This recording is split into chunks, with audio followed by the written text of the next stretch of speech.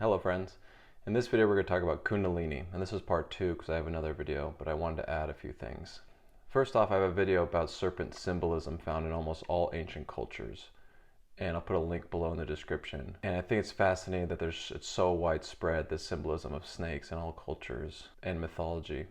Of course, they probably don't all represent Kundalini, but I think Kundalini has to do with most of them. That's my own opinion.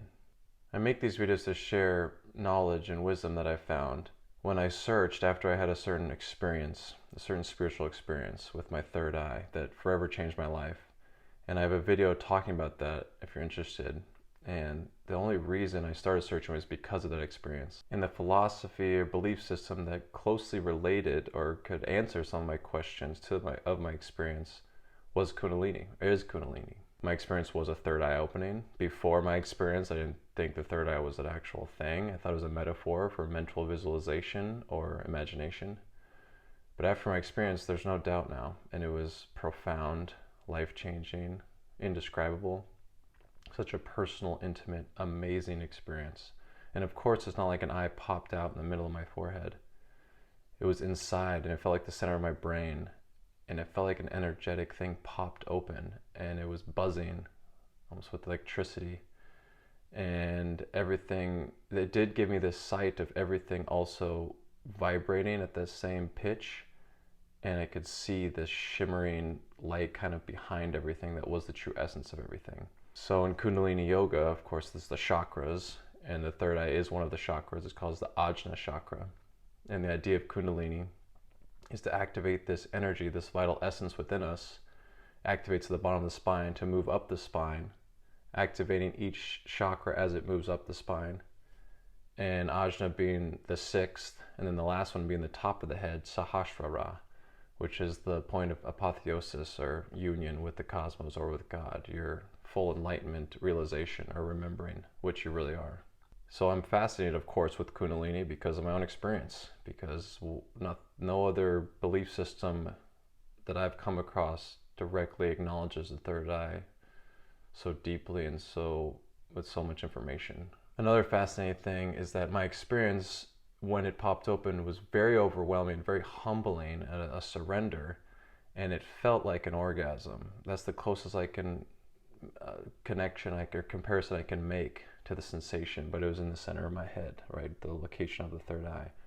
And I was moaning and just like, feeling it open. And a lot of the literature about Kundalini talks about the union of male and female, Shiva and Shakti, joining and unifying these energies within yourself to realize union. And Kundalini is the female energy, the goddess, the serpent.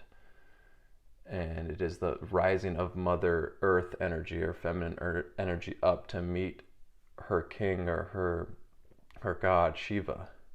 And the union of the two, the macrocosm and the microcosm, the inner and the outer, the yin and the yang, and so forth, the union of the two brings realization of the union of everything.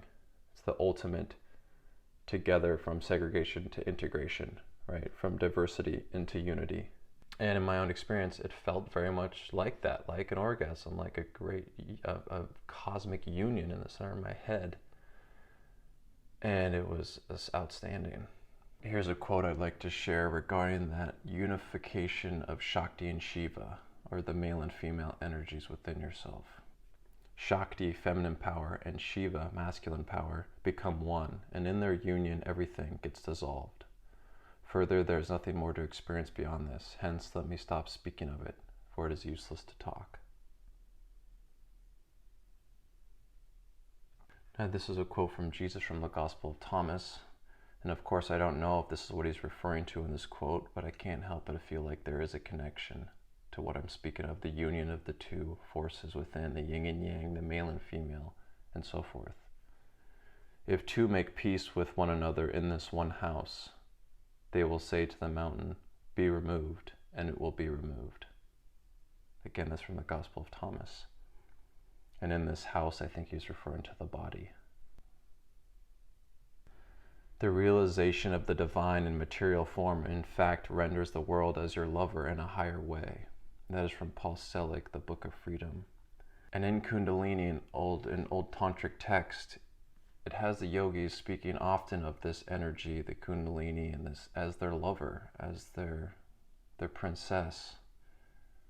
And of course, it also could be the prince, but in these texts, it's mostly males writing the text. So they're speaking of their lover, and they don't need an actual female physical lover. They have a lover within that they have found, and it's this Shakti energy, this Kundalini energy.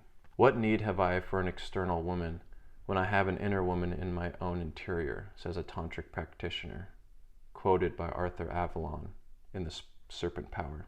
In some of the tantras and other works on Kundalini, she is alluded to as a widow, washerwoman, sweetheart, damsel, or virgin. At the same time is regarded as a goddess, a divine mother, or as the creatrix of the universe. That is all from Gopi Krishna, Living with Kundalini. Inda, by name, is this person here in the right eye. Now that which has the form of a person in the left eye is his wife, Viraj. Their meeting place is the space in the heart. Their food is the red lump in the heart. Their covering is the net-like work in the heart. The path that they go is the vein, which goes upward from the heart. That's from the Upanishads. And again, Kundalini is, the whole point is to unify Shiva and Shakti, the male and female. And in another quote I shared in my previous video, we're talking about Sadashiva, the Lord who is half male, the Lord who is half female, excuse me. So you see a lot of the images split, and the one side being male, one side being female, the Kundalini coming up, and it's their union as one that leads to enlightenment. Man is created perfect in the image of his creator.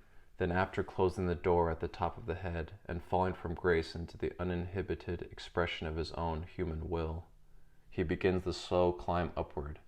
With this turn, man rises upward, bringing into predominant function each of the higher centers. The door at the crown of the head then opens, and he emerges into wholeness of all creation, whence he sprang. That's from Frank Waters, the Book of the Hopi.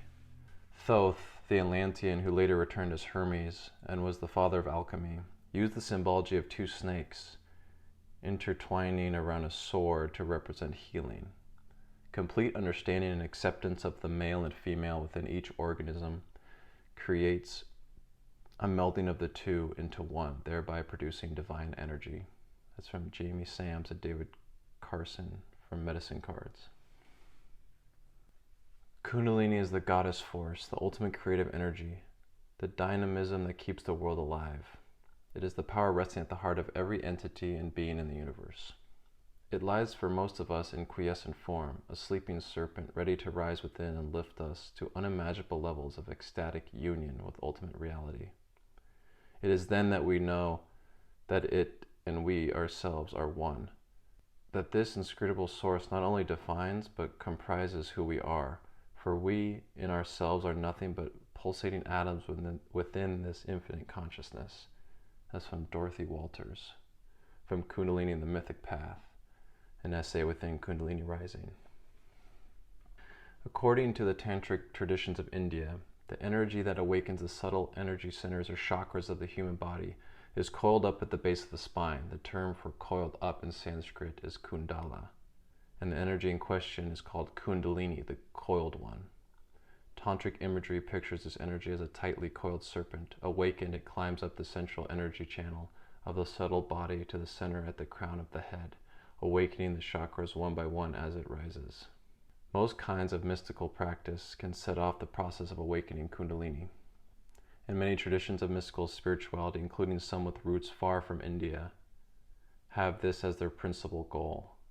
It's therefore no wonder that images of fiery or luminous serpents climbing up tall, straight trees, coiled around poles, or flying up to the heavens play such an important part in traditional legend and lore.